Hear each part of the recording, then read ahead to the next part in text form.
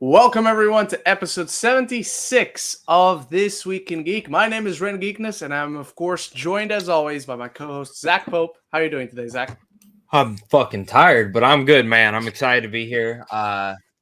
It's gonna be a good day. We're talking the Oscar noms because nothing ever bad happens at the Oscar nominations. No, So yeah, I'm never. excited to be here, man. It's been Always very talking quiet about on that. Twitter. Nobody has Yeah, strong yeah. opinions either way. Not a single person has complained this year. Everyone was Yeah, very excited for Annette Bening. You yes, know, I agree. very And excited. they only sent out one tweet about their opinions. Like Mm-hmm. no chains, nothing. Just Exactly. Ah, welcome once again, everyone. In case you're new to this show, however you're finding us, thank you for finding us. Whether you're watching live, watching the replay, listening to us on Spotify, at the gym, on your commute, going for a walk, however you found yourself here, we're happy you're here. And in case you're new to the show, we basically have three segments on This Week in Geek. First, we look back on everything we watched this past week and rank it from the worst to the best. That's our weekly ranking segment. Then we go into our main topic. That's the topic of the thumbnail, of the title, the picture that is on my community tab for you to let us know your questions for the final segment of the show where we just answer your questions. Now, the questions you leave in the community tab, we can't guarantee we get to them or we get to them all. But if you want to guarantee your question is answered, you can actively support us while asking great questions through the tip link or the super chat feature. All right, Zach, why don't you get us started on this week's This Week in Geek? All right, This so weekly ranking. Nah, man. So, yeah, still continuing with my movie a day. Basically, I'm ahead of the game right now. So, been Ooh, watching a nice. lot. Coming in, and just as I say, I like everything I watched this week. I enjoyed it because I work out in the morning. I ride a Mm-hmm. little bike, so I gotta watch a movie when I'm riding that bike. And one of the movies I watched this week was called Queen Pins. Did you watch this? It's on Netflix. Vince No, but the Vaughn. name sounds familiar. It's about like two girls who are obsessed with coupons and like kind of come up with like a scheme to get Okay. money out of it. I thought it was gonna be Okay. awful. Legit, I thought it was gonna be awful.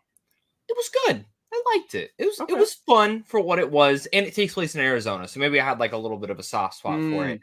Mm, But Vince Vaughn and Paul Walter Hauser, their chemistry is like everything. They're not like that's a good cast. they have one little scene in a car, and one of them has to go to the bathroom. And Okay. it's so fucking stupid, but it made me laugh. So take that as what you want. Up next after that, we have The Proposal. Great movie, Ah, yes. love it. Ryan Reynolds, Mm-hmm. Sandra Bullock. I have not seen this movie in fucking years, but I love it. I enjoyed it. It was fun to throw back on. I was in a Ryan It's Reynolds a good mood and one. a rom-com mood, and it was the first thing that I found on I think Peacock. So I was like, cool. Up next after that is a movie called Suncoast. Actually, I probably would have flipped this. By the way, the proposal would be higher than this. But Mm-hmm. Suncoast, I forgot to mention this one. This is actually a new film coming out to select theaters next week and limited run, and then Hulu the week after. The week Ren will be here at my house. So, Ah, but this stars Nico Parker, Woody Harrelson, and Laura okay. Linney. It premiered at Sundance. It's a semi-true story about a girl whose brother has brain cancer and how does that affect her life. And it's very interesting because I wasn't too hyped for this movie, but I said yes to the screener because it's Nico Parker. I wanted to see what she was doing next after The Last of Us. And once again, with the film's faults, she will devastate you. She is incredible in this. My only biggest issue with the film is I think they spent a little too much time on the teenage antiques of what she's going through Mm, and like trying to suppress like what's going on with that. Where I would have rather had more time with her and Woody Harrelson, who's kind of like this father figure she finds in like a environmental activist. So it's a really unique movie. I think a lot of what really got me was when I started reading that the director and writer of this is a true story of what happened to her. And that's where it kind of started to choke me up a bit. You can see the passion. It's not one of those flashy dramas. It's very bare bones basic, but the performances and the directing is where it's really all at. And if you've ever dealt with anyone in hospice or anything like that, this will absolutely get you. After that, I have a movie called Create or Die. Now, no one's ever heard of this, but it is a documentary. And I'm not big on documentaries. Okay. I'm not a big fan. But my friend Cody Curtis, friend of ours, his friend actually made this film, and Cody asked me if I would watch it and give like some feedback, and I thought it was excellent. It's basically a documentary on a man who decides to make a movie every year, an indie film, every single year. Until he's good at making movies. He says, these movies are not good. They're not good movies, but I'm going to get better on each one. And it was fucking fascinating. It's fascinating to see a man who knows my movies are not good, but I'm going to get better at each time I make one.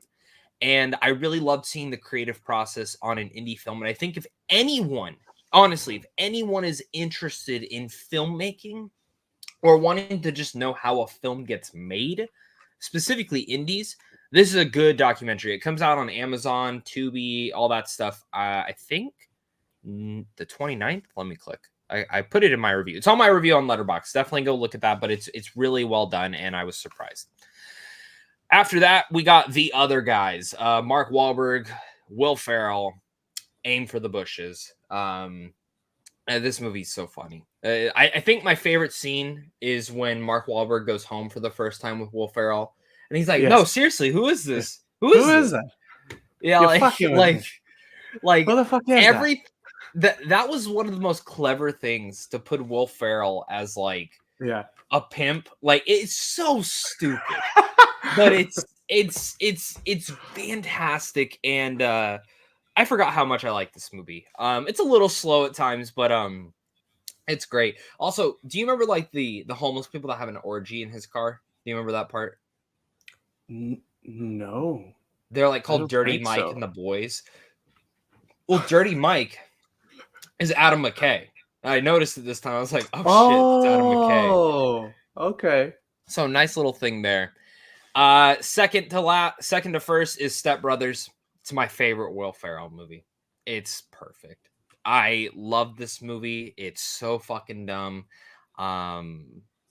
Like, just like when they start becoming friends, and just like the whole montage of them running up and down the stairs, like doing karate in the garage, making the bunk beds, showing their cool stuff. It's fascinating. But my number one that I watched is Teenage Mutant Ninja Turtles: Mutant Mayhem. Nice. It is the best Ninja Turtles movie. It is perfect. I wish it was longer, like if I had an issue, but that's like so minor. That montage of them running through, fighting all the guys, just gives me goosebumps each time. I love this movie so much. I love their chemistry, and it was great to watch. I had to watch it because they didn't get nominated for an Oscar, and they should have. And which I honestly we'll talk about. Yeah. They missed on best score. That score from Trent Reznor and Atticus Ross is so fucking good. So it is. That's my number one for the week. All right. I told this to Zach. I don't have much to rank. I watched a ton of TV shows this week. I'm still catching up on Shaman King to watch the new season that just started this year. Sorry. So I only watched 2 movies, and those 2 movies are at the bottom. I finally watched Nyad. I had to have an opinion on the bombshell at the Oscars. And I can tell you right now, this is your completely average, run-of-the-mill, Sunday afternoon kind of your grandma's movie. Story. Your what? Your grandma's movie, right? That's what you would Your grandma's movie. Exactly. It's perfectly fine. There's nothing about it where it does, the writing is terrible, or the cinematography is terrible, or the production value. Nothing about that, but there's just the complete lack of anything distinct, uniquely exciting, or memorable about this movie. I mean, everything that's memorable about this movie is that it actually happened, but nothing like about the movie itself stays in your memory. I thought Annette Bening was good in the movie. I thought Jodie Foster was good in the movie. I thought Rhys Ifans was good in the movie. But nothing about this film like stands out. I know Jodie Foster is this good. I know Annette Bening is this good. I know Rhys Ifans is this good. I know the kind of um, effect and emotional investment this kind of story can bring out, and it just did nothing uh, with it. I watched the movie. I'm glad I watched it just so I can have an opinion about it. But other than that, there's nothing that really sticks with you about this film. So you're telling me Greta Lee should have been nominated? I'm telling you, Margot Robbie should have been nominated. Nah. If She we would have have been to my choose next between pick. the two, if we have to choose between the two, I'm sorry, Greta, but you still won't make it. Um, Fair enough. though I would take another one of the nominees out for Greta Gerwig, for Greta Lee, but we'll get to that in a bit. And on top of that, guys, I don't know how long it's been, but Illumination finally made a really good movie in Migration. I really Yes, enjoyed it. isn't it? See why It's I skipped the show that one day? It yeah, was good. yeah. It's fun. It's funny.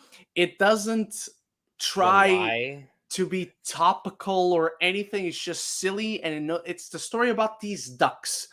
But at the core, it's the story of a family and about a father who's too restrict and then is so paranoid about protecting his children and really misses out on having fun with his marriage and all that. It's really good. I think it loses a bit of steam because at one point, so the movie goes from not having a villain where the adventure, the journey itself, and the obstacles along the way are the villains, but then it comes to a point where it has a physical villain that begins to have a presence in the film. And I remember at one point thinking, oh, okay, this is not working. Number one, because this character has no personality. Like there's a Mhm. look to this character, but then they don't even speak. It's just stuff like that. And then by the time, oh, okay, he's not gonna have a personality, he's not gonna be that big, but he is that big, like as a presence in the film.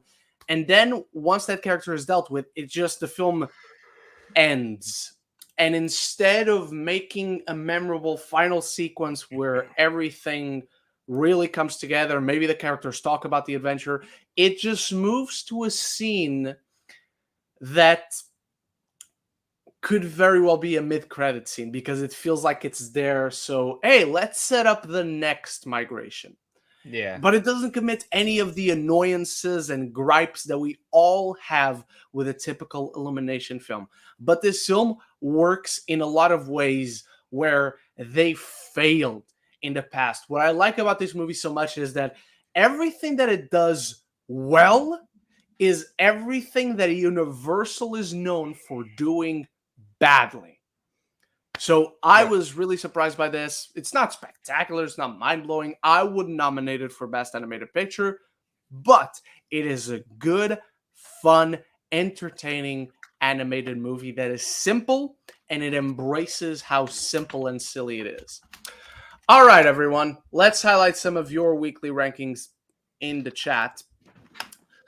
Braxton starts us off with number 1, Good Will Hunting. Number 2, Barbie.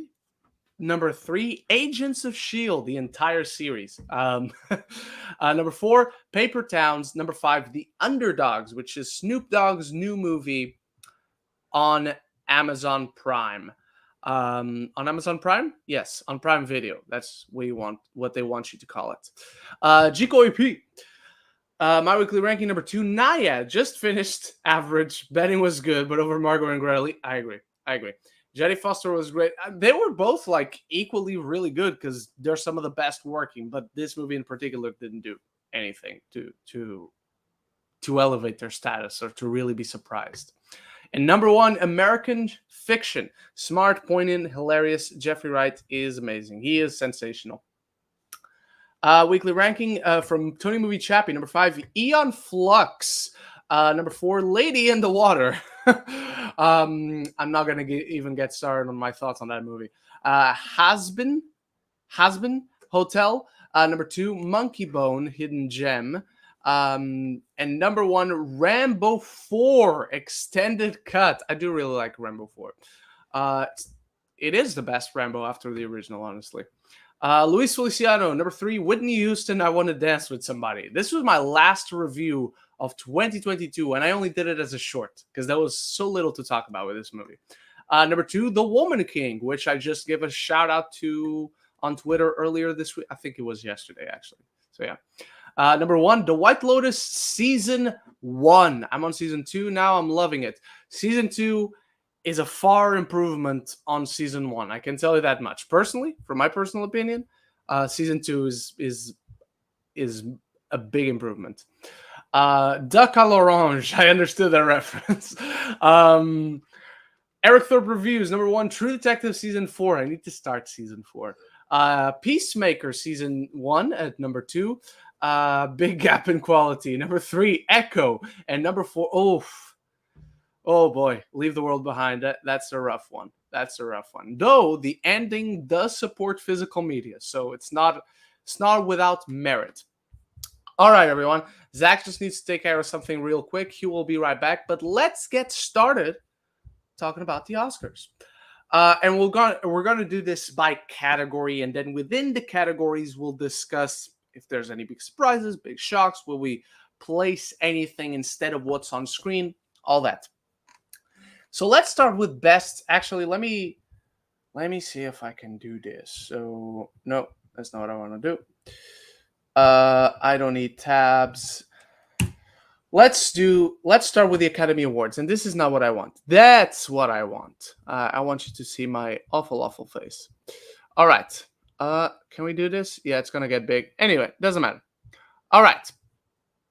Best visual effects, we have The Creator, Godzilla -1, Guardians of the Galaxy Volume 3, Mission Impossible Dead Reckoning, it's not part 1 anymore apparently, and Napoleon. Now, going into the best visual effects, I knew of 3 movies that would have been nominated. The Creator, it gets my vote to win. Godzilla -1 and Guardians of the Galaxy Volume 3.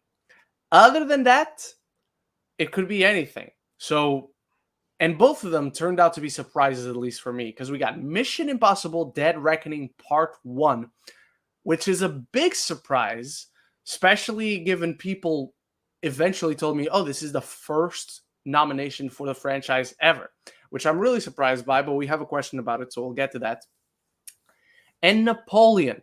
Now, Napoleon is a film I didn't like. I didn't care too much for Napoleon. I thought the battle sequences, the battle set pieces looked good, felt grand, and they're very much within Ridley Scott's bag of tools. That's what he brings to these war epics, and he nails it. So I'm very happy to be here because I maybe would have nominated something else above Napoleon, but if there's anything Napoleon should be nominated for, if there's anything that it did well, was visual effects for sure. And Mission Impossible also looks great.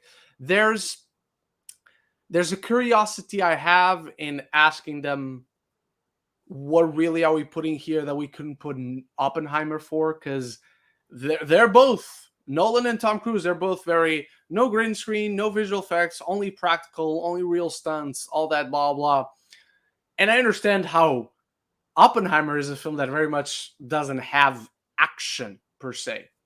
But I'm curious as to where the line is. How much actual visual effects Mission Impossible had, which I'm sure it had many, versus Oppenheimer had, but to the point where Oppenheimer couldn't even make the short list. So this category looks very good to me in general. Again, I might nominate, I don't know, Poor Things. I would probably nominate Poor Things above Napoleon. Barbie, for sure.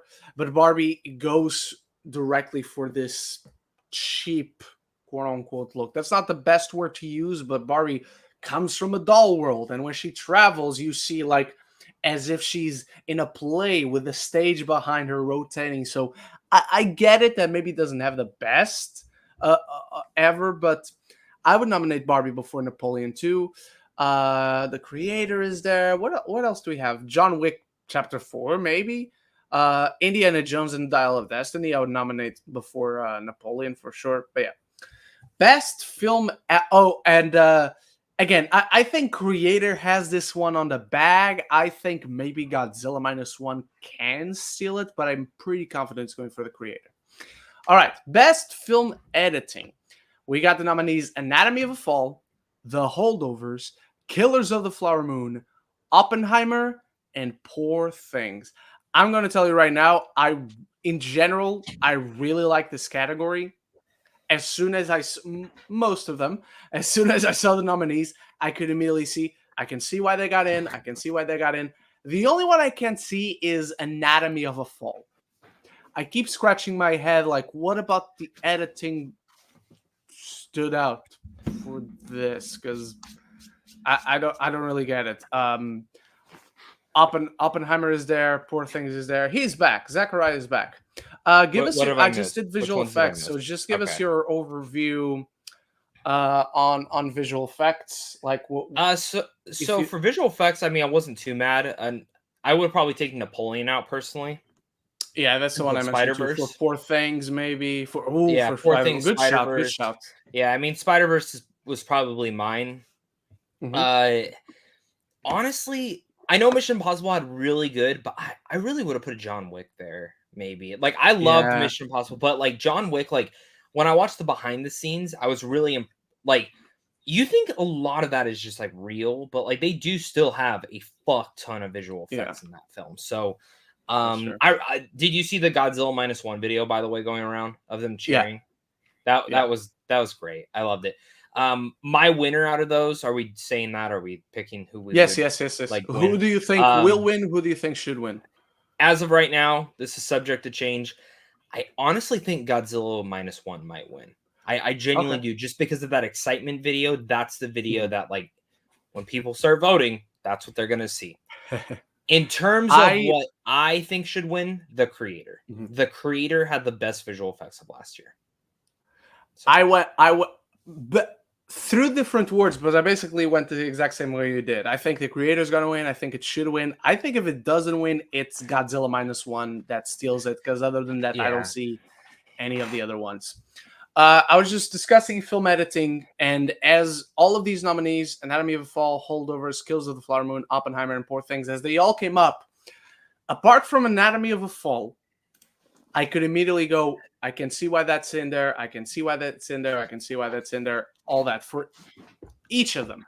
Anatomy of a Fall, like I was saying, like I don't remember anything particularly memorable about the Mhm. editing. So I would easily I haven't place seen it. I still haven't seen it. So I would easily place a Barbie, a Spider Verse, a Spider Verse. John Wick Chapter 4 in here. Easily. Easily. Those are just a I few of the ones that stand out to me. I would have put Spider Verse in here. Now again, I haven't seen Anatomy of Yeah. a Fall. I might change my mind when I watch it. I trust your opinion though. I plan on watching It's it one of those this that's good. week. Don't get me wrong. Anatomy of a Fall is Yeah, good, I'm gonna but it watch that feels Zone like of Interest yeah. this week. So Oh very yeah. excited to do that. But yeah, I would put Spider Verse like for now. There Mhm. instead. No, For I sure. wouldn't change anything else. Winner here, Oppenheimer. I think Oppenheimer Yeah. has this, I but agree. wouldn't be surprised if Thelma Schoonmaker wins because she's a Mm, lovely person in the Academy. They love her already. Killers of the Flower Moon. You know, it's one of those. I feel like usually that one wins. I don't know. I feel like Scorsese always wins film editing. The other one, I I do don't feel it's know if gonna I go would to have the Oppenheimer. holdovers. Honestly, I don't know if I would put the holdovers here. I think a Really? Barbie would have Okay. fit. Yeah, because I love the holdovers, but it's very basic in terms of editing. Like, Mhm. there's a couple things in there, but like when I think of film editing this year, I think of like you said, Spider Verse, John Wick, even a Mission Impossible: Dead Reckoning. Those are just certain things. Just throwing it out there. Mhm. So All right, moving on to costume design, we have Barbie, Killers of the Flower Moon, Napoleon, Oppenheimer, and Poor Things. I think this is a two-person race. I think this is Barbie and Poor Things. Either of those, agreed. I would. There's a part of me that's rooting more for Barbie now, just because it has become. It's not really the underdog per se, but it has become the horse that is starting the race after being shot on one of its legs. You know. So I'm happy with either of them, but I'm personally rooting slightly more for Barbie. But other than that, I think it's a genuinely strong category. I was saying about visual effects is that if there's anything Napoleon could get a nomination for, should be visual effects. I actually withdraw that, and I'm applying it to costume design. If there's anything Napoleon can get, it's costume design. But I'm rooting for Barbie. If I think it's Napoleon very wins tight between Barbie and anything, Poor Things. if Napoleon I wins know, anything, I know. I'll be annoyed. I wouldn't give it any wins. I'm just saying No. nominations. No. Yeah, but I agree with everything you said. And I don't even know what else I would have taken out here. If I were to, maybe I would have taken Napoleon out and put Guardians here for best costume design. Ooh. So I would honestly, if I would, I'm not even saying that I have an alternative, but if I was to take anything out, it'd be maybe Oppenheimer. And Oppenheimer is, generally speaking, maybe apart from Barbie, the best movie out of this list. But like the costumes are suits, dresses. Yeah. You know, it's just more impressive, the costumes in Barbie and in Killers and in Napoleon and in Poor Things. So it's nothing against Oppenheimer. Don't get me wrong. I'm just saying that if I'm going to take it out of anything, like Oppenheimer, just costume wise, is the most underwhelming. Let's say. Yeah. No, I get that.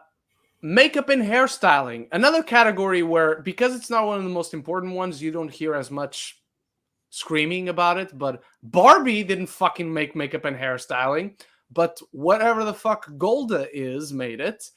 We also have Maestro, we have Oppenheimer, we have Poor Things, and we have Society of the Snow. Now, this is another one, and believe me, I swear I'm not turning on Oppenheimer. I'm not making Oppenheimer the bad guy. But when Oppenheimer made it in, I was like, okay, sure, fine, but why? Because Golda, eventually I saw posters about it. I'm like, oh shit, that's Helen Mirren. She's got a prosthetic nose and all that. I get that. Maestro, you know exactly why Maestro is here. Poor Things, 100% you know why it's here. Society of the Snow, same thing. Oppenheimer, unless I'm forgetting something. You know what scene? I think it's the one when he's in the courthouse and he's envisioning all them dying, and you see the. Good shout. That good shout. I'm just thinking, like, in terms of like when they give a presentation for makeup and hairstyling, and that might be the scene they showed. This is what we did for that scene. That's the only reason, but you are not wrong. Barbie is still weird to not be on here. So that's just that. But so, do you think Maestro for sure takes this one, or are you with me? And I think it should be Poor Things. I think Poor Things. I say that just because there's still controversy out there about the Maestro things. So. Yeah. True. I mean, that would just give them more attention if you're going by that route. Yeah. All right. Best cinematography. We have El Conde, which I was so shocked to see. I'm like, oh shit, people remember that movie. I don't know what the Killers fuck of it the is. Flower Moon. I don't remember it. It's on Netflix. It was the opening movie. Well, opening for me because I didn't go in the morning, but it was the first film I saw at Venice last year. We have El Conde, Killers of the Flower Moon. It's from the director of Spencer. We have Maestro, and it's very different from Spencer. Yeah. Maestro, Oppenheimer, and Poor Things. Now, I don't know about you. This concept looks cool. The concept is really cool. It's very like get to the fucking point. It's satire. It's very dark satire. At points, it can feel very inside baseball. Like I know. So are you mad it got in for this, or do you think the cinematography? Are you mad that it got in? I can get why cinematography is very good. I would put John Wick over it 1,000%. I would put All of Us Strangers over it 1,000%. That was a big glaring omission here. Best film editing. If we're going back to that, All of Us Strangers. Film editing. Yeah. Oh, that film Let's not get relies on film editing. That film relies on film editing. So I think this is between I think this is between Oppenheimer and Poor Things. Honestly, I would be very, very, very happy for either of them. This is one that really you can go any route between these two, and I'll be very happy. I will have. I think no Oppie complaints. takes it. What about you? I think Oppie takes Oppie? it. Yeah, Mm-hmm. I'm like very like. Don't get me wrong. Now, if we get into this and Poor Thing starts taking costume design, film editing, hair and makeup, cinematography, I might start going and be like, "Fuck, it's getting best picture." Oh shit! Because I still think it's the dark horse. I think it's Oppenheimer, Poor Things, The Holdovers. But I'm gonna tell you right now, and we'll get to this a little bit later. I think Barbie is like a very, even though it didn't get a lot of awards because of the controversy. I mean, it got 8. Yeah, that's pretty good. But because of the controversy, I do think that there's a chance that people will be like, okay, we'll give Nolan Best Director. We'll give Greta Gerwig and Margot Robbie Best Picture. Oh, seriously. Oh. I was talking about this with a couple other people. You are a maniac, but I love that you are. But am I wrong? That's how people vote. No, you're not. That's how people vote. So yeah, it's gonna be interesting. All right, let's start going a little bit faster through these. Production design. We have Barbie, we have Killers of the Flower Moon, Napoleon, Oppenheimer, and Poor Things. Much like costume design, I think this is between Barbie and Poor Things, and I personally wouldn't have it any other way. What about you? Agree. 1000% agree. I would give it to Poor Things though. They built Barbie Land. It's tough. I'd give it to either one. I'd be happy with either one. But Poor Things, like that production design is so unique. So I don't know. Yeah, Lisbon does not actually look like it does in Poor Things. I believe that. I looked it up. Very disappointing. Like, again, I said we were going faster. Like, if you go to Lisbon and then you watch Poor Things, like you can see like the skeleton of real Lisbon, like there, and how they created this unique version, but how real like it is comparably. Yeah. I know we're trying to go fast, but real fast. I got dinner with one of my friends last night, and I was trying to explain to him because he was asking me about the Oscar nomination. He's like, "What is this movie?" I was like, "You would like it. It's very weird, and you like weird shit." And so I was telling him about it, like basically the concept. And he's like, how the fuck that movie get an R rating? I'm like, I don't know. How did it get an R rating? No. Like, how did it like even just get an R? Like, how did it not go to NC-17? Not an NC-17. Got it. All right. Best sound. The Creator, Maestro, Mission Impossible, Oppenheimer, and The Zone of Interest. Now, my vote, 1,000% goes to Oppenheimer. I think Oppenheimer is the favorite. I think it will win. I think it should win. The Zone of Interest. One of the big things about them, like the sound in that movie, is a character. I still don't understand. It could be a challenge. It could be a challenge, but I think Oppenheimer has this 90% secured. What about you? Yeah, I agree. I just wish John Wick was in there. Yeah, I agree. Best original song, The Fire Inside from Flamin' Hot, I'm Just Ken from Barbie, It Never Went Away from American Symphony, A Song for My People, I'm not going to try to pronounce it the Native American way because I'll butcher it, and What Was I Made For from Barbie. Now, I think to me, like I'm sure I heard the song from Killers of the Flower Moon. I have no idea what the other two are. I don't even remember the song itself, but I watched Killers of the Flower Moon, so I'm sure I've heard it. I think this is between the two Barbie songs. I would give it to I'm Just Ken. It's not even a competition for me. I think What Was I Made For gets it, and I'm not going to be mad. I think it's a great song. Zach? I agree overall. But I would give it to I'm Just Ken. I'm a little disappointed that like no other songs from like Wish got in. Like at least just one of them. I feel like I'm missing. There was another song that I feel like should have been in here, but yeah, just very weird year. It's like I don't know. Yeah, but very strange year for songs. Yeah, but I'll also say this: I thought Disney was a little bit lackluster and marketing this year for your consideration, so maybe that's why. Yeah, that's true. Like I'll tell you right now, I didn't even get a Wish screener. I didn't get a single Wish screener. So they didn't try hard enough. Then. No, so that might be the biggest. Did you get a Elemental? Yes. Okay. All right. Best original score: American Fiction, Indiana Jones and the Dial of Destiny, which I was so happy to see. Killers of the Flower Moon, Oppenheimer, and Poor Things. It's Hoppy. It's Ludwig Göransson. I don't think you can even make an argument for any of the other four. But I also felt this way last year, and look what happened last year. Zach?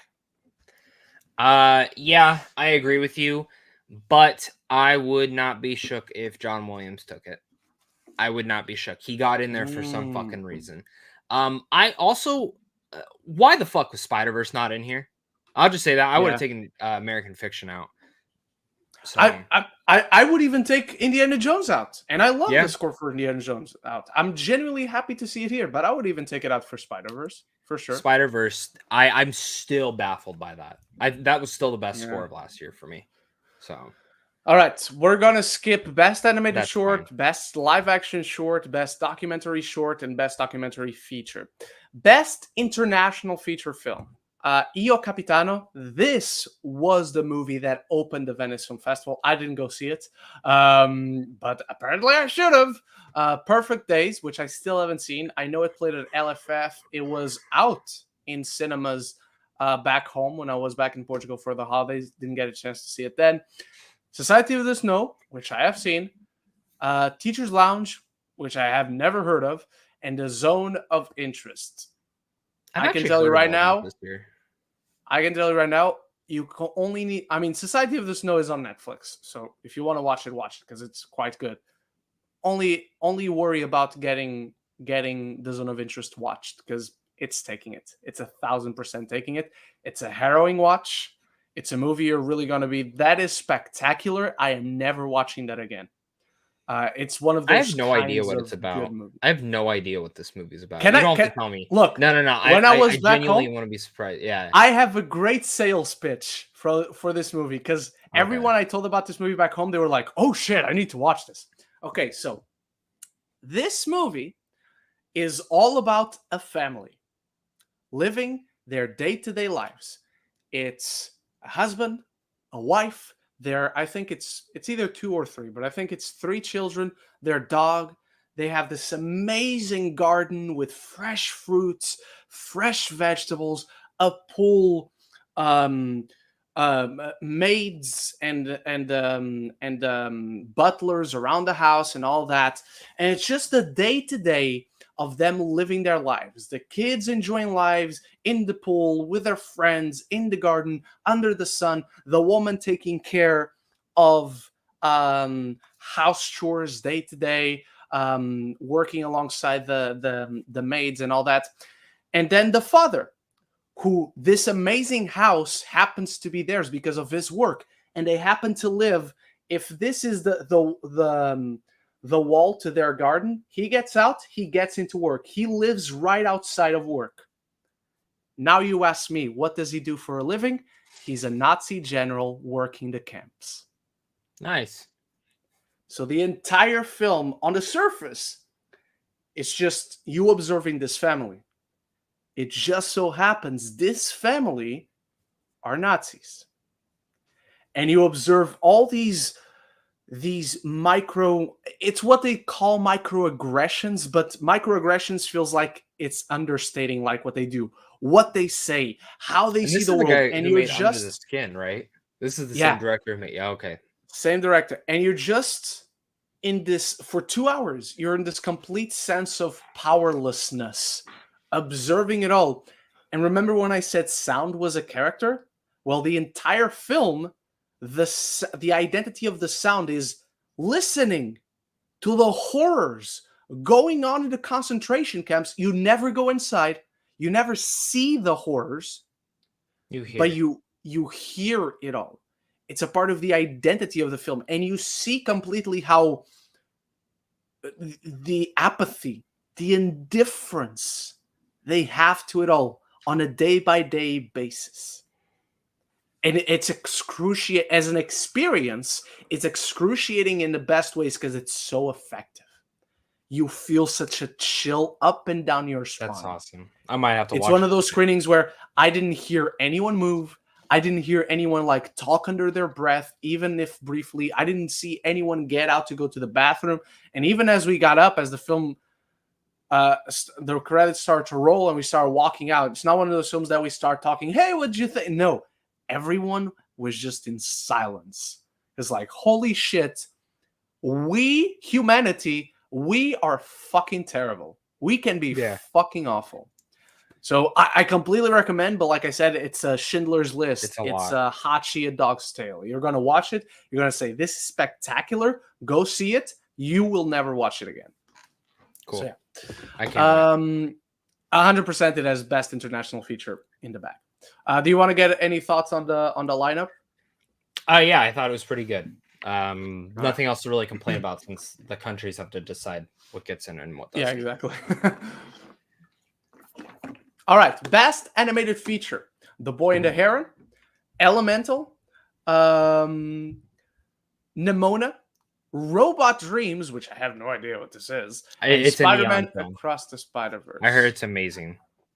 So I will definitely need to get Robot Dreams watched, but to me, this has to be Spider-Verse. I would love to have seen Suzume here. If you had nominated Suzume, I would still root for Spider-Verse. I would still think the Spider-Verse is the rightful winner. But if somehow Suzume got the award at the Oscars, I wouldn't even be mad. Apart from that, I think this is easily Spider-Man Across the Spider-Verse. I think the only competition it has is The Boy and the Heron, but I don't think The Boy and the Heron is taking it. Zach? I'm actually going to say The Boy and the Heron wins. Not my pick, but I think The Boy and the Heron wins. In terms of what I would have taken, I would have put a Mutant Mayhem in there. I have not seen Suzume yet, though. So yeah, it's brilliant. Suzume is fantastic. Yeah, I'm very excited too. All right, best adapted screenplay: American Fiction, Barbie, Oppenheimer, Poor Things, and The Zone of Interest. Now, here's the thing: as much as I told you, The Zone of Interest is a spectacular watch, I don't really think the screenplay is that great. That movie is all direction. It's all production. It's all sound. That's why I think the sound is so good at it, because it's such a stripped down movie. It's very, very good. I think this is Oppenheimer's. I don't see this going anywhere else. I think Poor Things would be a good win. Barbie would be a good win, but I think Fiction, Oppenheimer's. American Fiction would be a good win, but it'd be like my fourth. I'm going to tell you right now. I think American Fiction wins this.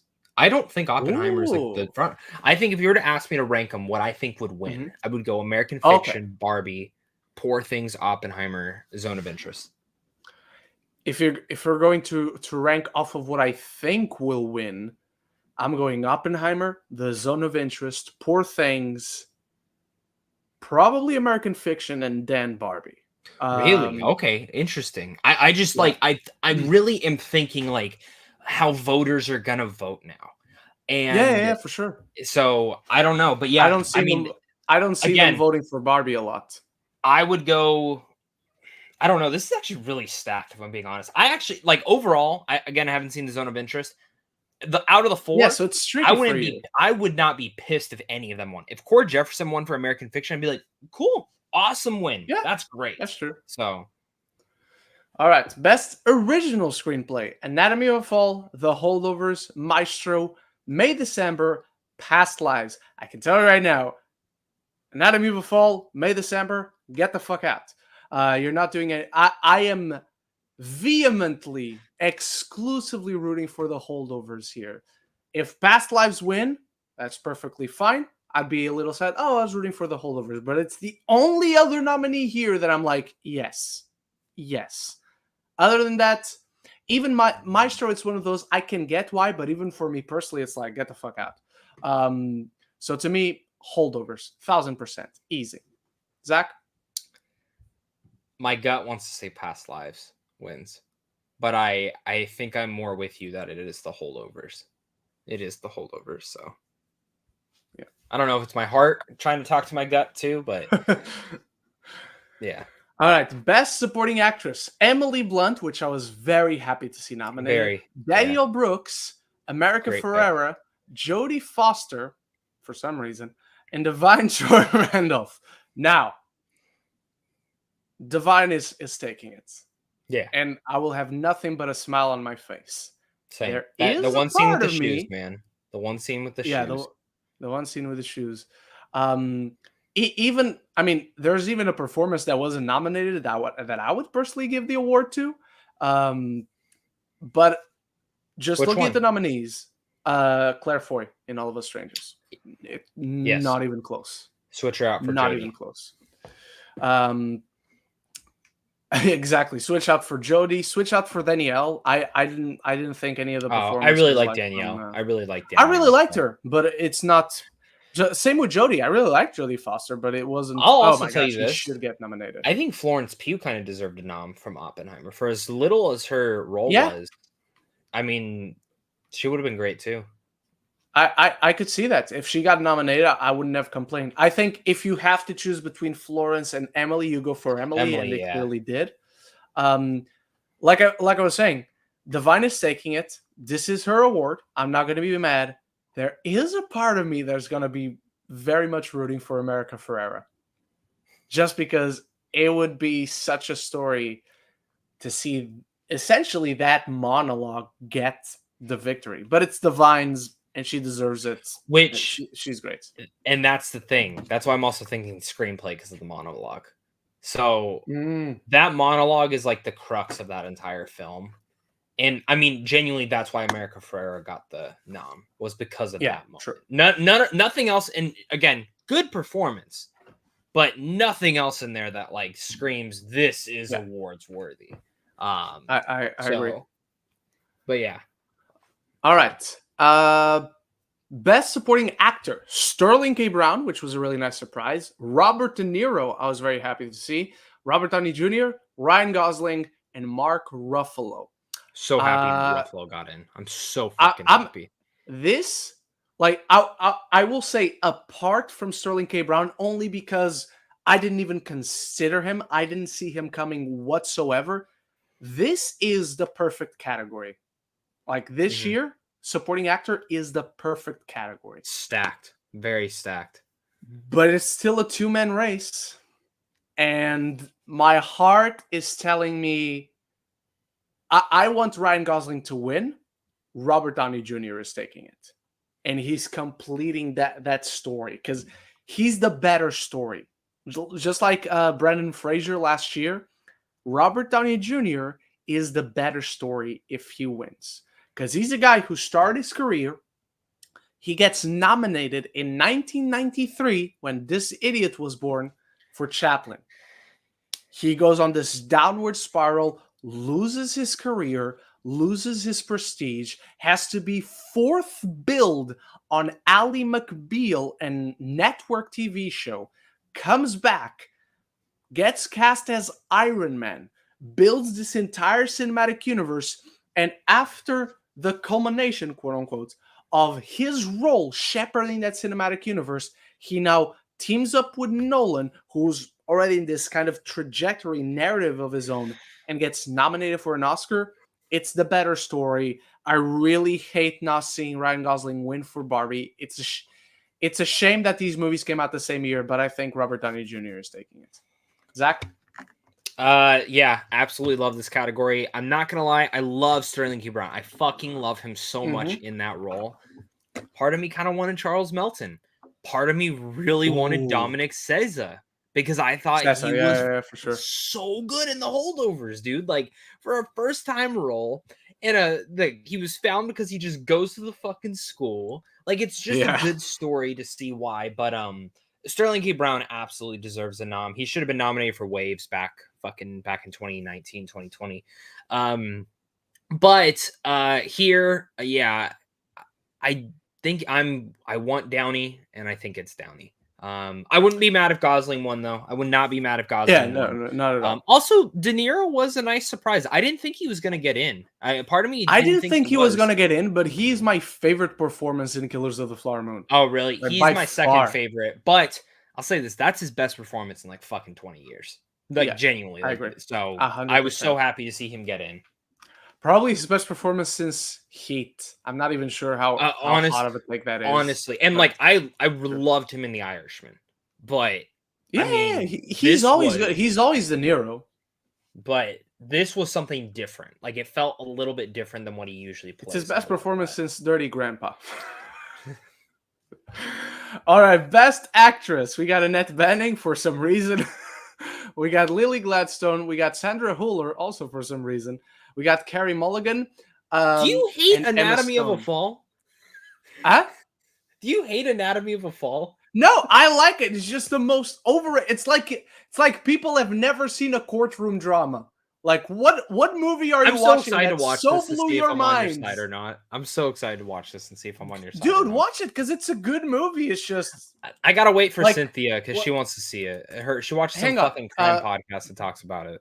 Give us your thoughts. Give us your thoughts on the lineup. Hang on, I did the wrong thing.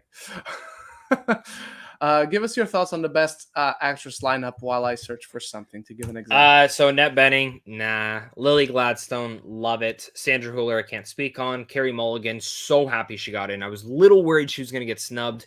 And then Emma Stone. My personal favorite performance of the year, Emma Stone. But I think Lily has that story, like we were just talking about. And it's a 2-horse race between them both. I'd be happy with either one that took it. I'm not going to be mad either way. My gut's telling me Lily Gladstone's winning it though right now. And I'm only saying that right now because what my gut's saying. I would love a little bit more of Emma Stone one, but again, no mad here from me. I'm definitely rooting for Emma Stone. I think she's taking it. I would love to see her take it. If not her, it's Lily Gladstone.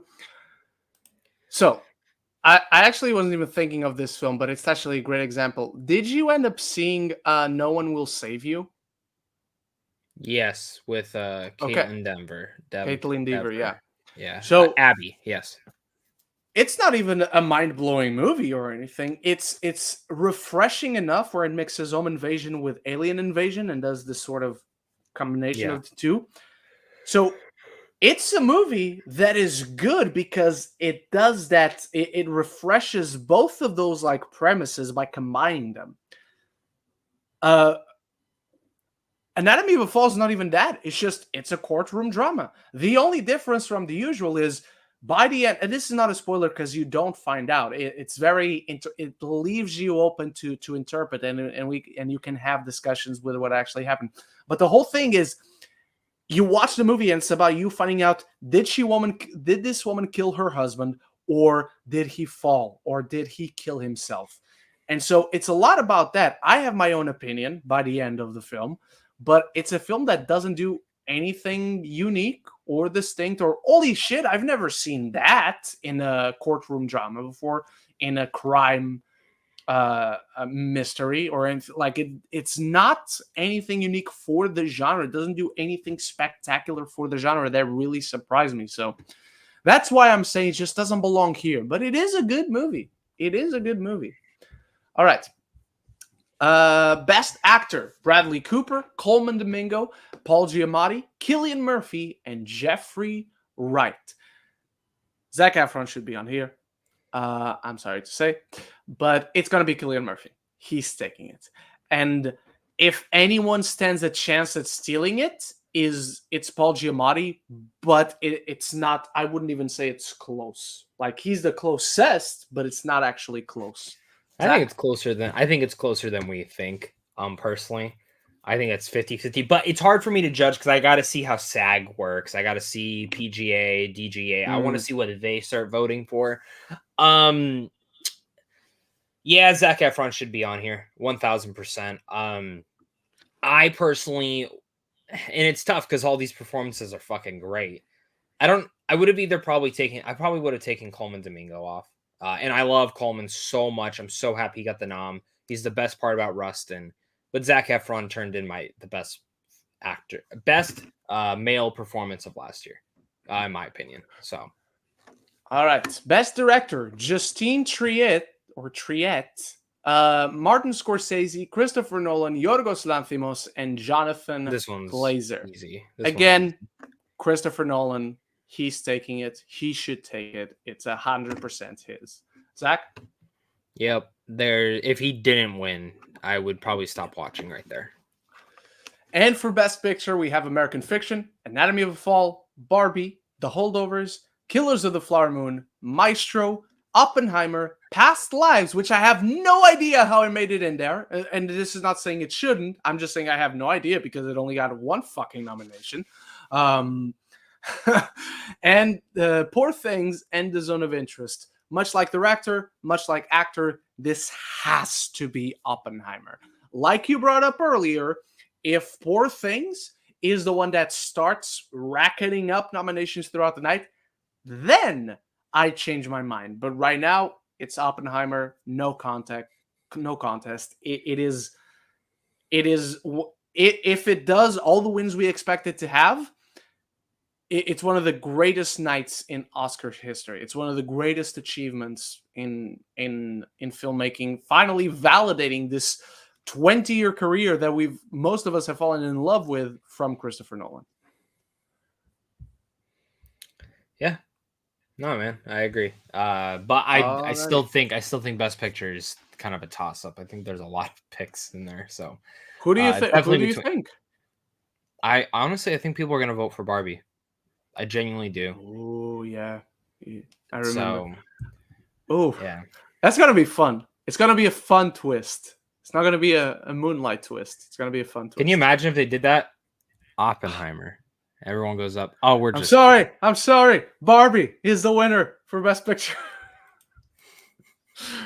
Oh, because it's gonna be Christopher Nolan because he's the producer as well. Well, no, it would be his wife that's accepting it.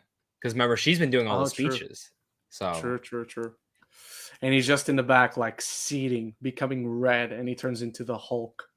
Yeah. All right. That is it for the Oscar nominations. I'm sure we'll make a final predictions when we get closer to the ceremony. Let's get started with your questions, because we are for sure getting tight here on time because we went a little overtime. So if you have a question, throw something in the tip link or the super chat. Yes, if you do want to guarantee the question is answered. All right, let me just see if I have this in order. Yes, I do. All right, Geek, thoughts on the trailer for Monkey Man with Dev Patel and Jordan Peele? Well, Jordan Peele only produces. He's not in the never mind. He's the reason it's I really enjoyed it. Oh, thank God for Jordan. I thought at points, like when that music, and you know what music I'm talking about, starts, I'm like, is this gonna work? And then holy shit, it works. I'm gonna say what I put out on Twitter last night. It looks like Guy Ritchie directed the movie in the style with the aesthetics of the John Wick franchise. And I'm into it. I was somewhat distracted, at least in the trailer, that I've seen Dev Patel like bigger, bulkier. And I don't know if he looks a little bit too skinny in the film, but it all depends in context.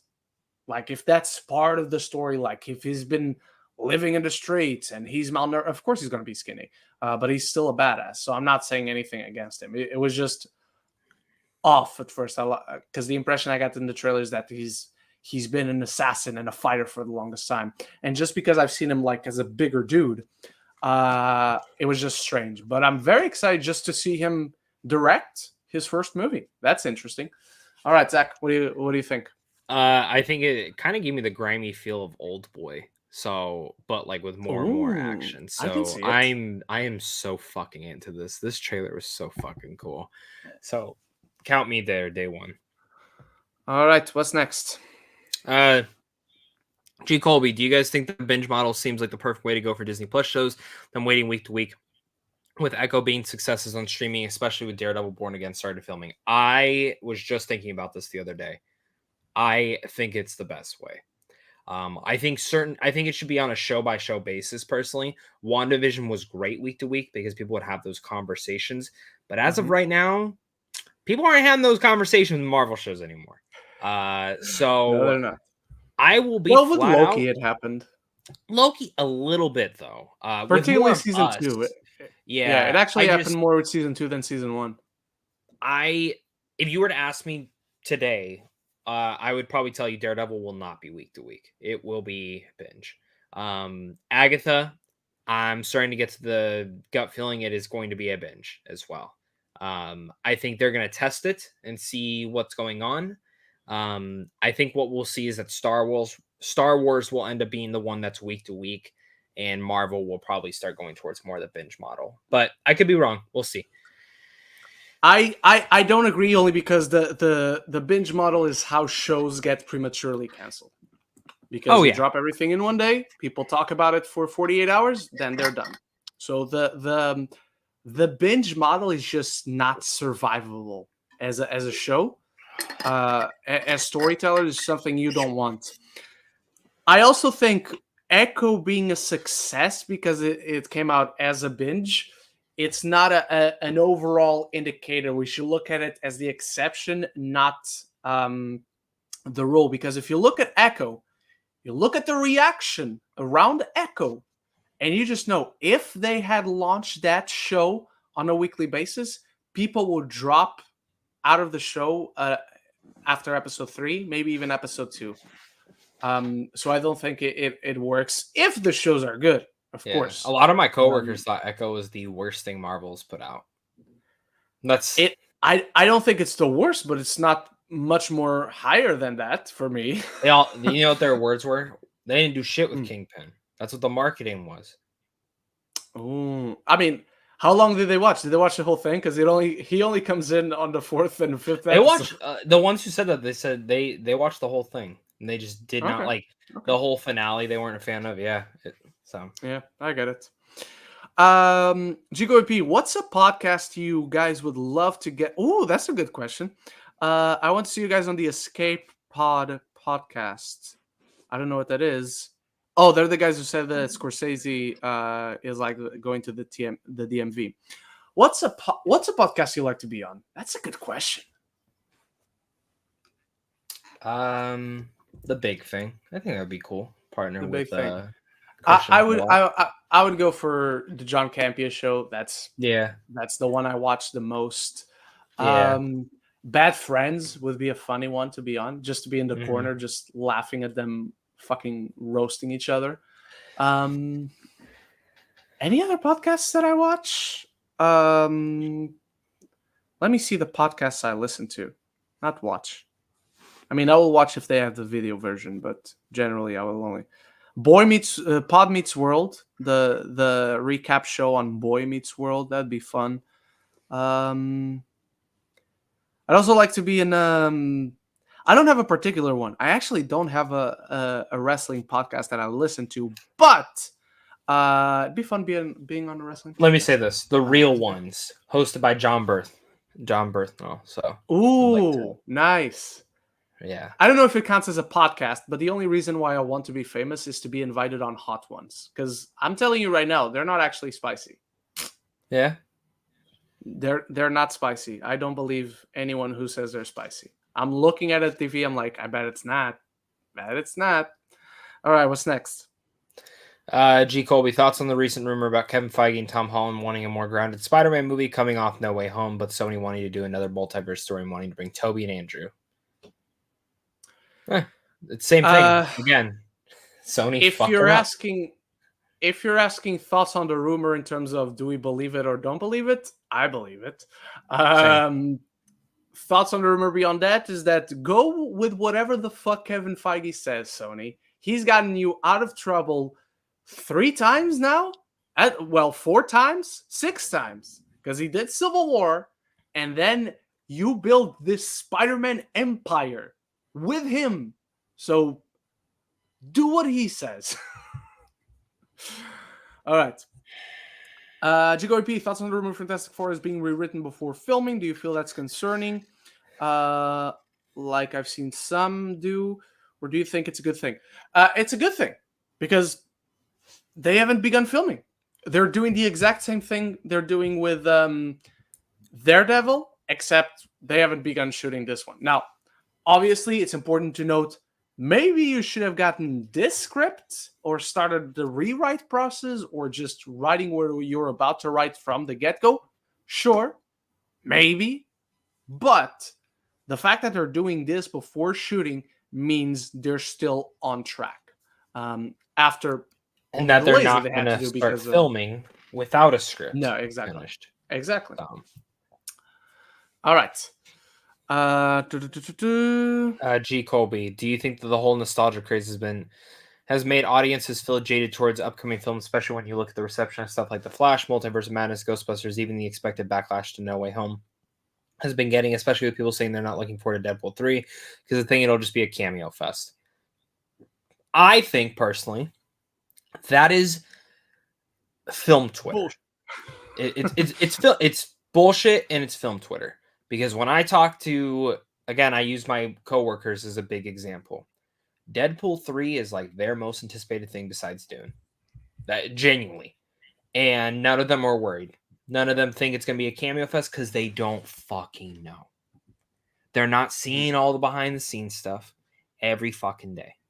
And genuinely, that's what we're seeing. But the whole film, it could be like their Multiverse of Madness. Reality is it's not nostalgia craze. They have nostalgia in there, but it is not, because they just fucking kill it in 10, 15 minutes. So, The Flash, to a certain extent, sure. Ghostbusters, I think they also did that one very well too, and I do not remember backlash. No Way Home, I don't think the backlash was the nostalgia. I think the backlash was when you watch that film at home, it's not the same experience. I think that's what some people are having. I've never heard the nostalgia of it. But I can say that I do think people are getting tired of sequels. I think that's the truth. To certain franchises per se. But I don't think nostalgia craze is that bad. I think people in film Twitter and in the film space are annoyed by it. I'm pretty much with you. I think this kind of reaction and I haven't seen anyone saying they're not looking forward to Deadpool 3 because it'll be a cameo fest. I know Griffin, our friend Griffin, he's not excited about it because of that, but he's not saying, "Oh, I'm going to boycott this movie." Like he's not excited for it, but he's still going to be there day one, day zero even. So I think pretty much the same way you do. We got to remember that as much as this, it's what's around us. It's what we see constantly. Film Twitter is a bubble. It's not a real place.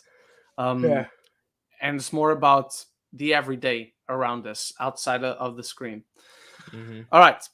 I've seen that Merle do this every year, but who would your personal nominations for Best Actor and Actress in Lead or Supporting Roles?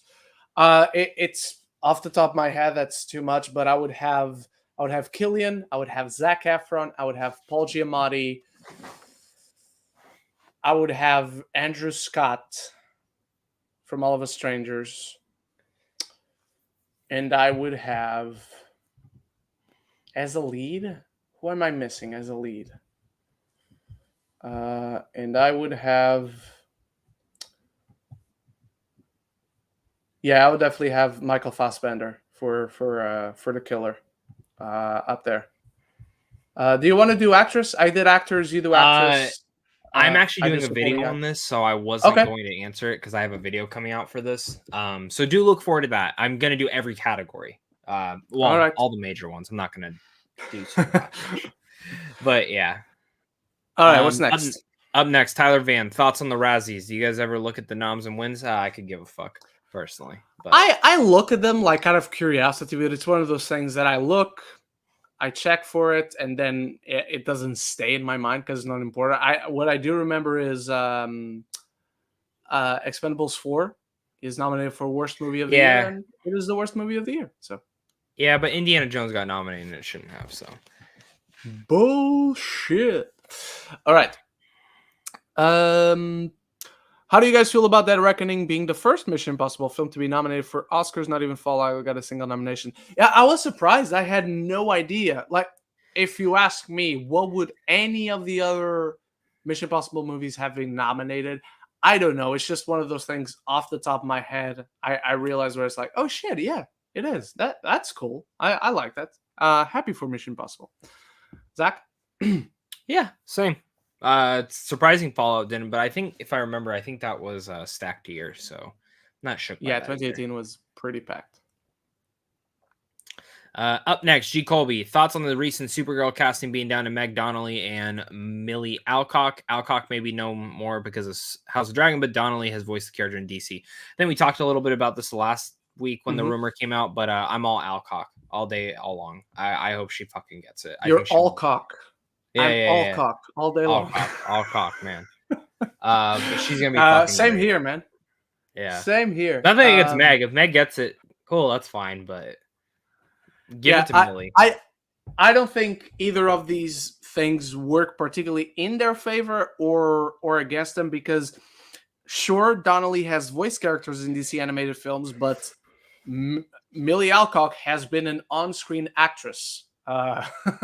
So I think some things are advantages. I don't think these 2 points of reference are particularly what's going to give them the role or not give them the role.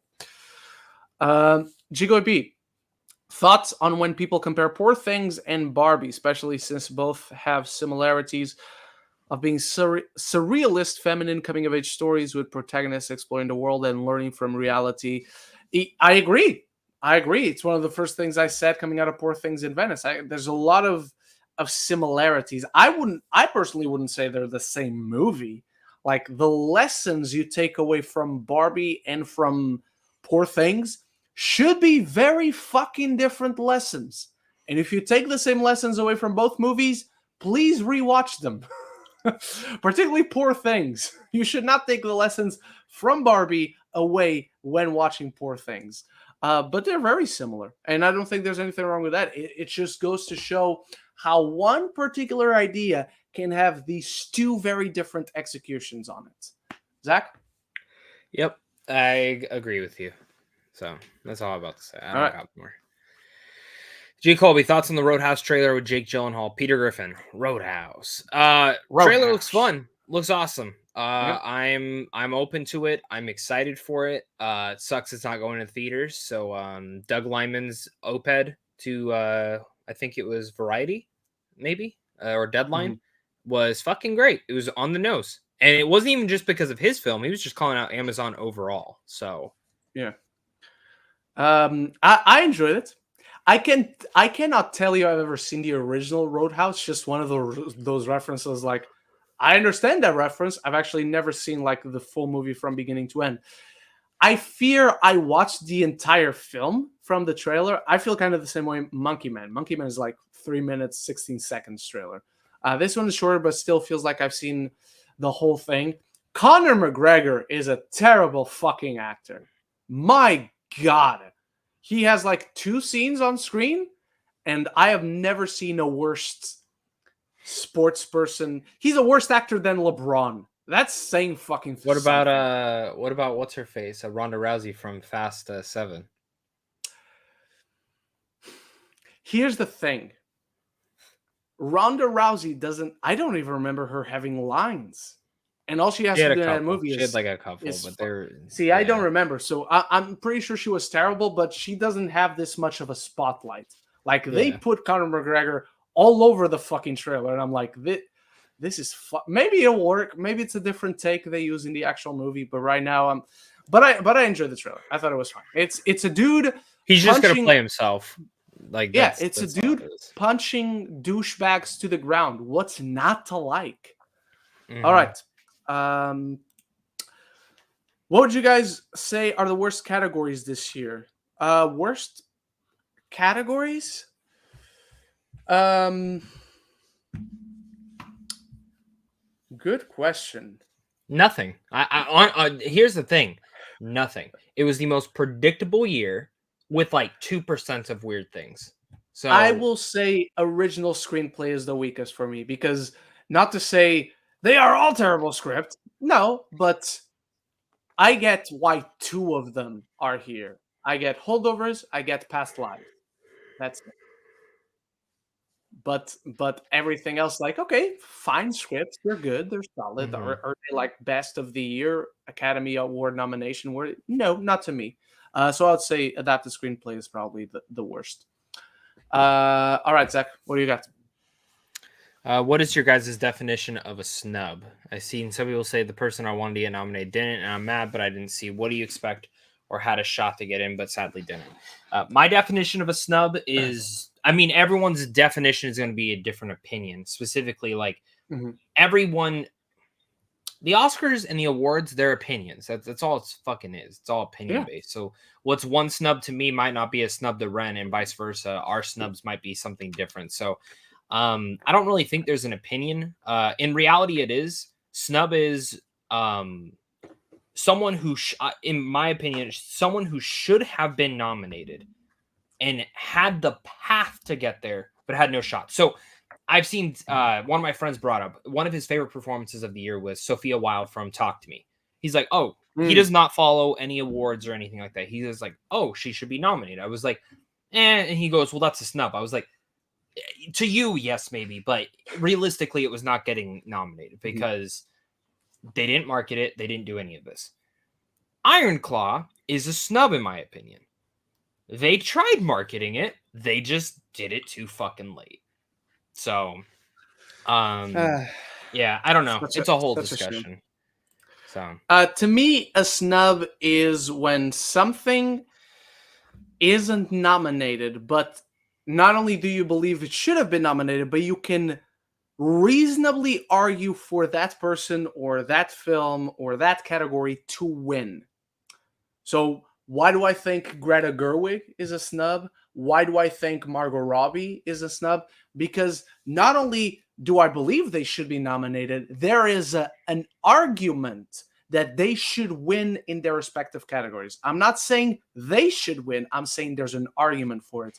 So if, let's take Justine Triet and Anatomy of a Fallout. So let's say the best director category is Greta Gerwig for Barbie, Martin Scorsese for Killers of the Flower Moon, Christopher Nolan for Oppenheimer, Yorgos Lanthimos for Poor Things, Jonathan, or that one, or Jonathan Glazer for The Zone of Interest.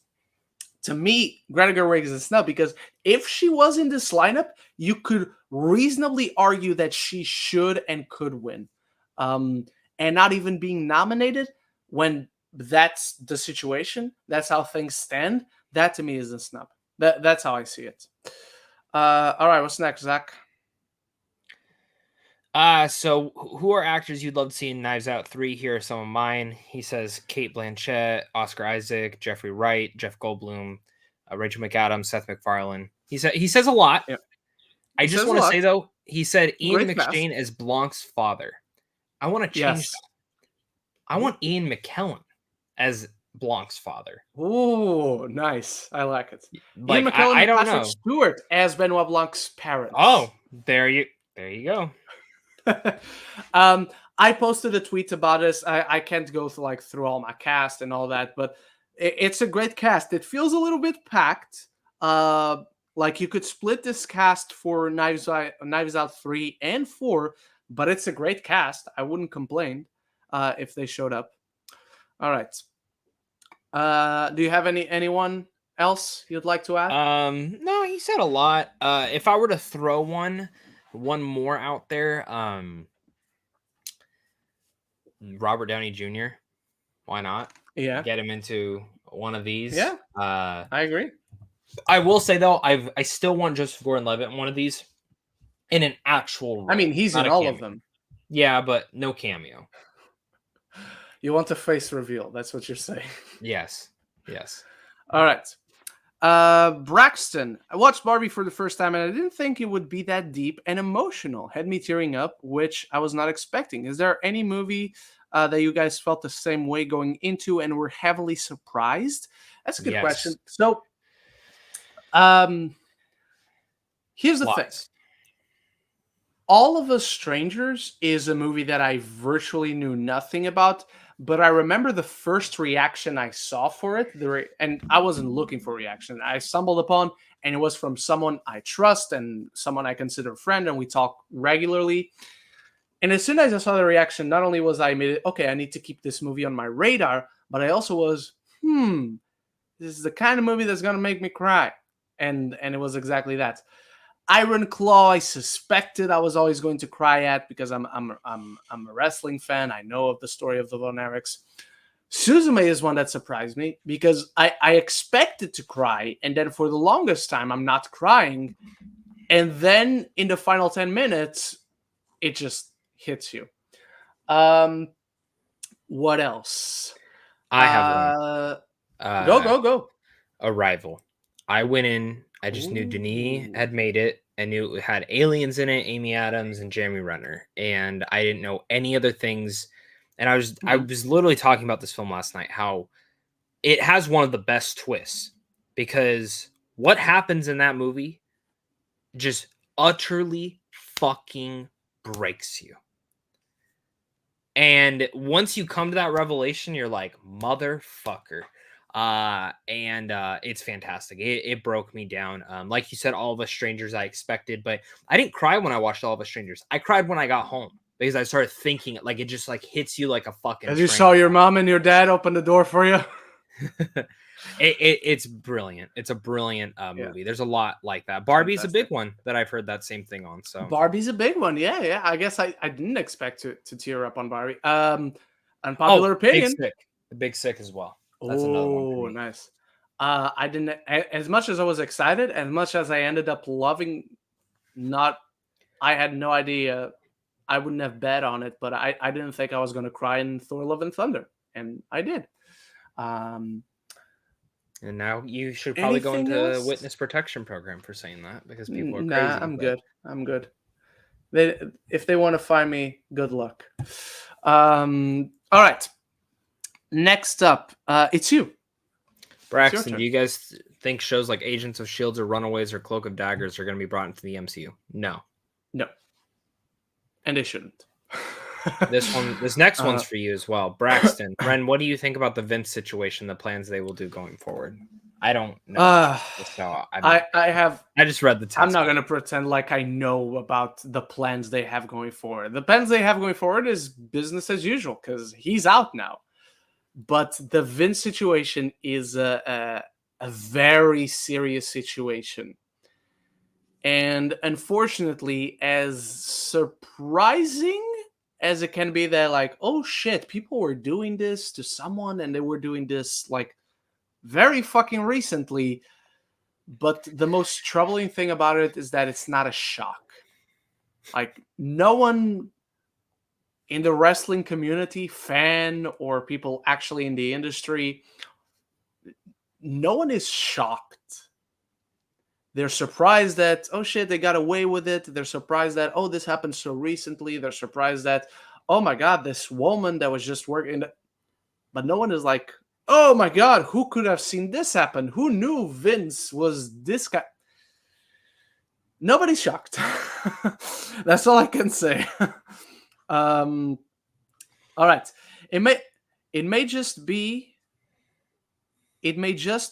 I guess you want to say it may just be me, but is Percy Jackson the best thing in film going in 2024? Well, it's a TV show, so it will never be the best thing in film, but it's a really good show. I'm really enjoying it. I might review it next week when the finale comes out. I might review it. The finale is really good, but it's not even the best show of 2024 so far. So, for me. All right, what's next? Braxton, I'm wanting to learn more about film development and just understanding it better. How did you guys learn? What's the best option to understand more? Classes? Do you want to get started? Read. Classes, read. I thought you said glasses. Oh, no. Get glasses, read. No, but honestly, make your own. Have fun. Go make a fun little short film. And just look up on YouTube how to edit it. Like, write a fucking script and go shoot something random with your friends. Like, I'm being genuine. Like, I made shitty short films with my friends, and they were some of the most fun I've ever had, but it taught me a lot about the film process. And I think it's an easy way, because then once you're doing that, you want to learn how to get better. So then you watch videos and you do research on that. And also just by watching movies, listening to director's commentary. That's a fucking huge one, is director's commentary, where it's just like learning a little bit more. Like, even if so, like, I'm playing The Last of Us Part 2 again, the remastered version. They actually have a director's commentary in there, and it's fascinating to listen to while you're playing through, because they tell you different choices, and that's all game development. So I'm learning now game development. How do they make these changes? What do they do there? those are fascinating things. And I used to think directors' commentaries were dumb when I was little, but then as I started growing older and like, oh, this like Tropic Thunder, Robert Downey Jr. really still did the fucking voice for the damn director's commentary. He really didn't drop the damn act until then. So, yeah, there's a lot, but that's what I would say. So I learned because I went to have a BA in sound and image. That's where you learn a little bit from all the technical sides: sound, shooting, visual effects, editing, all that. And then I moved to London to have a master's in film directing. So I literally studied it. My education is in film. But my advice would just say read books on film development, how to develop your ideas, how to spark an idea, on writing, on particularly if you want to learn about development, read on writing and read on producing. There's also a great channel on YouTube called Studio Binder. Not all of their videos will be important for like this right now for what you want to learn, but they have videos on that. Masterclass is also spectacular, particularly the filmmaking masterclasses. There's acting masterclasses, there's directing masterclass, but you want to specifically go to the filmmaking masterclasses because they take you through the whole thing. So never be afraid to ask. And if you want to learn about it, it's just be curious, and continue to be curious and continue to search for all these avenues that can broaden your perspective on it. Mm-hmm. Master of Gaming. Are you sad Margot Robbie didn't get Best Actress at the Oscars 24? Yes. Zach? Yeah. I would have had Greta Lee. We kind of talked about this. I mean, if she would have been nominated, I wouldn't have been mad. No, I'm not mad. I'm not sad. I'm not sad about anything. I'm sad that Annette Bening got in. Yeah, sure. Like, honest. Did you get an IAD water bottle? Yes. I don't know where it's at. They also gave us like a blanket or a towel or something. I don't know. You want it? You can have it. You're not the one swimming from Cuba to Florida. Why the fuck do you want it? I don't want it. No, I'm good. No, okay. Yes. I'll go to the beach in California with that towel. It's I'll not be like, I'm a Naiad chill. I'm gonna tell you right now, the towel barely fit Cynthia's dog. So oh shit. So yeah, I shit you not, dude. Yeah. Definitely not. How is that a towel? I don't know. I looked at it for a good like 10 minutes. I was like, what the fuck is this? A towel, a blanket, that should, a see, flag? That should have another name in English. That should not be called a towel. To be called a towel, you have a height requirement, like going into a roller coaster. All right, what's next?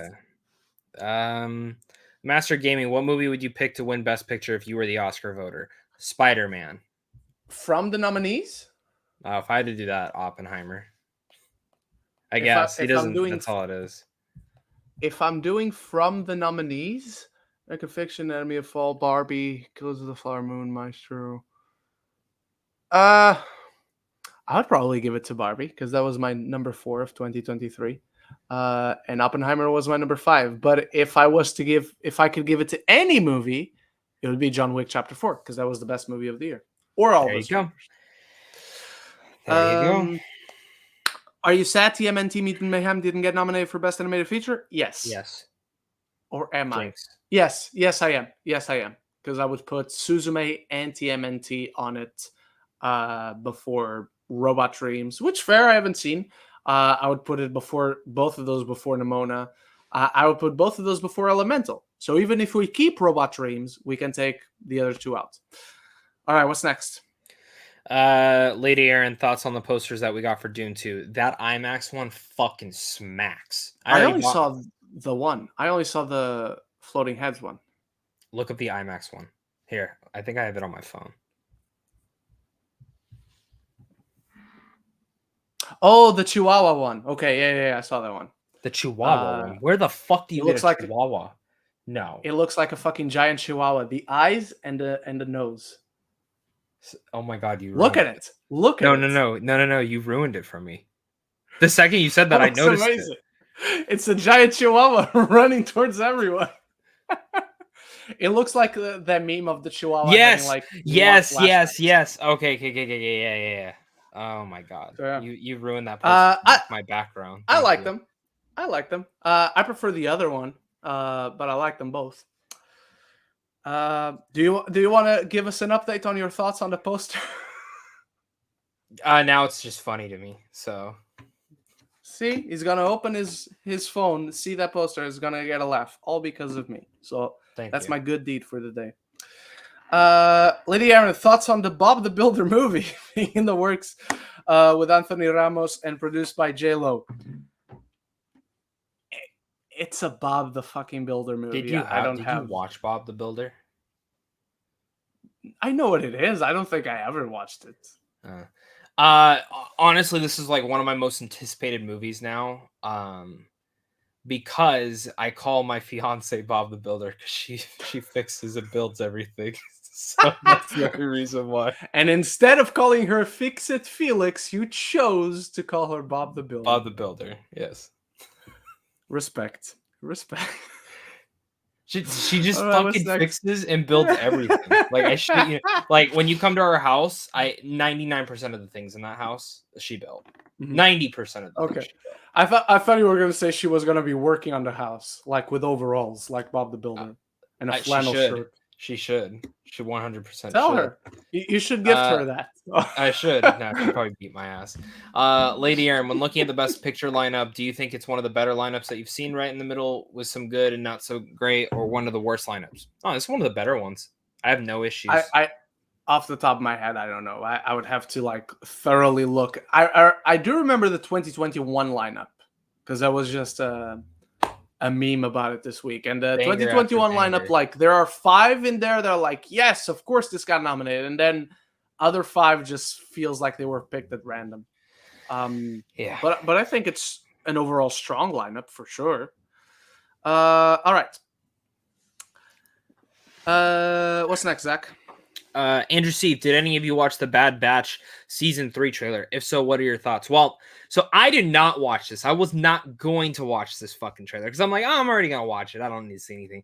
And then this motherfucker messages me and he's like, "Yo, Cad Bane's in it." I was like, oh, okay, I'll watch it now because he knows I'm obsessed with Cad Bane. So I'm watching it, and I didn't read our other message yet that you had sent in a different chat. And so I'm like, oh, cool, little thing of that. And then all of a sudden, this fucking yellow lightsaber comes out and Ventress. I'm like, excuse me? Excuse the fuck out of me? Asajj Ventress? Who the fuck is this? And I fucking squealed. Like, my fiance was working in the other room and she heard me just scream with excitement. And I ran in there with the 2 lightsabers I have because I have both Asajj Ventress's red ones, and because it's funny, that was the first, like one of the first gifts she ever bought me was those 2.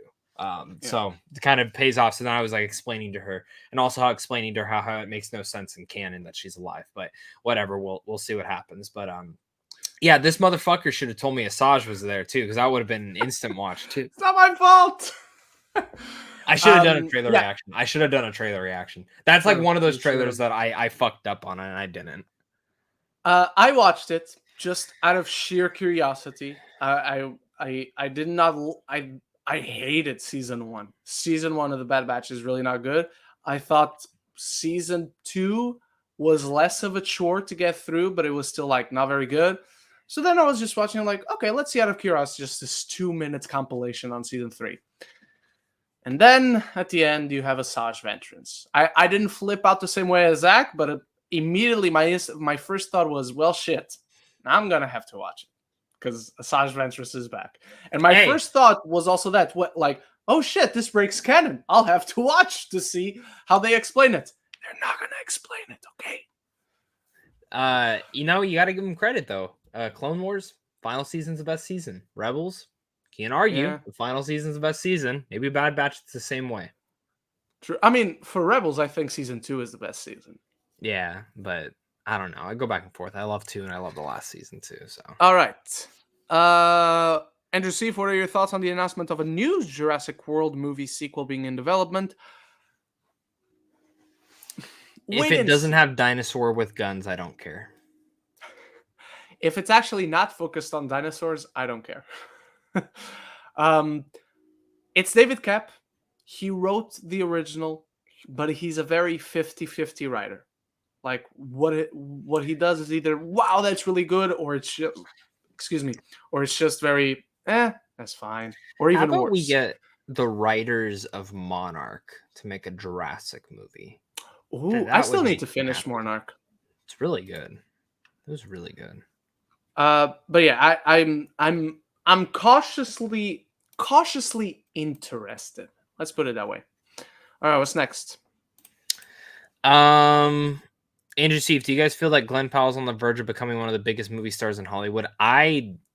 Yes, 1000%. I think he's right on the cusp. So if Netflix doesn't screw up the release of Hitman, I think we're going to be living in an era of Glenn Powell, Spy Kids 3D alum. I'm very excited. It's tough to say if he's on the verge because when you think one of the biggest movie stars, you think of Tom Cruise, you think of DiCaprio. Right now, you think of Margot Robbie and Ryan Gosling, and Margot Robbie being the exception, because she's only been like a name for like 10 years now. And she's a producer and she's all that. But Gosling, DiCaprio, Cruise, like they've been at it for a while and they became stars. They became names at a very different time. Not to say Glenn Powell cannot be on the same circles, but it's just tough to say just because the ecosystem of stardom of Hollywood has just changed so much. So yeah, but I hope he is.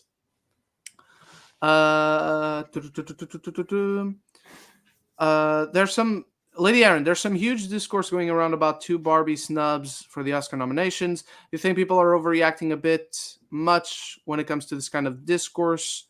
We talked about this. I completely understand, but people are taking it in directions that don't support their argument. Like I understand, and I even made a joke about it myself. But to me, the whole Barbie herself didn't get nominated, but Ken didn't. Like men are taking the awards away from Barbie. Like that's exactly the point of the film. Like Ryan Gosling was never going to get nominated for Best Actress. No man took Margot Robbie's spot on the Best Actress lineup. You can argue that a man took Greta Gerwig's, maybe, but it's a funny way to put it into perspective, but it just doesn't apply. It rings hollow. So yeah, Zach. Yeah, about the same thoughts. Again, like it happens every year. Take it up with the Academy. I don't know. So, what's next? Andrew Seif, what are your thoughts on Doug Liman not showing up to the premiere of Roadhouse because Amazon won't release the film theatrically? I already kind of voiced I like that he's open, but will he be making movies soon in the future? We'll see. I get it. I personally would show up because I'm there to support the people that I actually worked with on set. But I get it. And I will always side with the artists. So trust me, I'm not on Amazon's side. But at the same time, I want to see the movie before saying Doug Liman was right. And not, well, this movie is shit. Of course I will say, and the test screens were really good for this. They were really good. Okay. So I do know someone who has seen it. It's about what you would expect, but they said that the action is really fucking good. And if you're going for an action movie, then that's what you're gonna get. So yeah. Alrighty. What's next? Andrew Seif, what are your thoughts on the directors announced for The Last of Us Season 2? Love it. Great picks all around. Cannot wait to be fucking devastated. I'm wondering who's directing that episode. That's all episode. I know exactly what you mean. Yeah. Andrew Seif. We only got 2 more after this one. Ren, what are your thoughts on Raw moving to Netflix starting in 2025? This is a big move. This is a move that changes everything. And you got all the jokes like Netflix, but yeah. No, it doesn't. No, it doesn't. I'm finally going to convince you to watch wrestling because you don't have to get a new streaming service. I'm not watching wrestling. Yes, you are. No. It's big. It shows you how mainstream pro wrestling has become. because otherwise Netflix wouldn't be interested. Netflix, who is in constant debt, would not put themselves into more debt for professional wrestling. The fact that they did, and for the first time in the history of pro wrestling, they're going to a streaming service. Yes, the WWE Network exists, but I mean, when they come out, Raw comes out on the USA Network, SmackDown plays on Fox, NXT also plays on the USA Network. They then eventually go to the streaming app. Now, they're just going to exist there. And all the archival footage is going to leave Peacock and go to Netflix. All the pay-per-views are going to be on Netflix. I think it's Did they say how much they immensely paid exciting. for? Did they say how much they Yes. paid for this? Yes. How much? It's a 10-year deal for $5 billion. So that's why So my half account's a- going up. Okay. $500,000. Yes, $500,000 per year. To get the rights to it all. So it's But they can't put it's their very movies in exciting. theaters. This is why Oh my god, man! you could Fucking only God. be pissed. You could only be pissed if because of this move they started not putting their movies in theaters, but they already didn't do that. If Hitman doesn't get a wide theatrical release, I'm blaming. That's just Netflix being Netflix. No, I'm blaming this. Yes, movie. it is. I'm No, you're not. blaming this. It's this thing's fault. I will choke slam you when I get there if you do that. No, that I would will hurt. power bomb you. I will spine bust. I know you. what these. These I are know not what sex these are. positions, by the way. No, they are You not. you do? Not yet. Yeah, for the most part. Oh, Yeah, cool. I one of my best friends in 6th to like 9th grade was huge on wrestling. That's the only reason I know anything about wrestling. And I used to play all the wrestling games too. And you would like this. Cynthia, back when she was younger, she was huge on wrestling. Her favorite wrestler is, I can never pronounce his last name, Eddie Guerrero. Yeah, that's her favorite one. Yeah. So. It's going to be 20 years next year since he passed away. Which is wild. Yeah, she was like, It's a nuts. Funko Pop came out of him, and she's like, "Oh my god, I need it." I was like, "Really? Okay." So I went and found it, but I was like, he's one of the greatest ever. He was so good. "That's awesome." All right, what's next? Up next, Lady Aaron, thoughts on Pharrell Williams releasing a movie about his life that will be presented in Lego animation. I don't. I couldn't be any less interested. I couldn't be any less interested or any more perplexed by this. I don't give a fuck. Yeah, exactly. Will I watch this? Maybe if I get a screener. Yeah, I'll watch it when it comes out, but I don't I'm have not interest paying in for it. I will not pay for this movie. I will not pay for this movie. He can pay me to watch it. Yes, exactly. He can send you And for my time. For Lego Pharrell water bottles and towels at the end of the year for you to watch it. Yeah. All right, final question, because tonight it's the night of the Royal Rumble, the most exciting wrestling event in the calendar year, and I include WrestleMania in that. Ren, who are your picks for the men's and women's Royal Rumble tonight?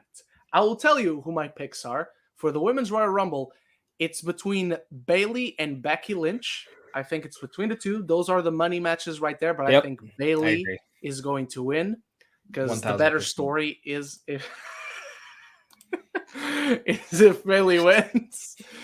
And for the men's, it's between two people. It's Cody Rhodes and CM Punk. Oh, I'm going for Cody all day. I know who he is. I do. I don't know CM Punk. I've heard the name, but I'd have to see the picture. Because we established last week that you knew Cody Rhodes, but I just found it out that CM Punk feels like he's the bigger star, like outside of wrestling. Oh yeah, I know who this is. I am 1,000% rooting for Cody Rhodes. We need him to finish the story this year, and if he doesn't finish the story this year. Not finishing the story last year wasn't worth it, but I think CM Punk wins the Rumble, and you instigate immediately that feud with Seth, and you give Cody Rhodes this sort of Shawn Michaels-esque road to WrestleMania where he has to go around hoops to try and get that match against Roman Reigns like Shawn Michaels did with The Undertaker in 2010. All right, everyone. We went slightly over time, but if we didn't get to any of your questions, save them on the document. Leave them again next week. Thank you so much for watching.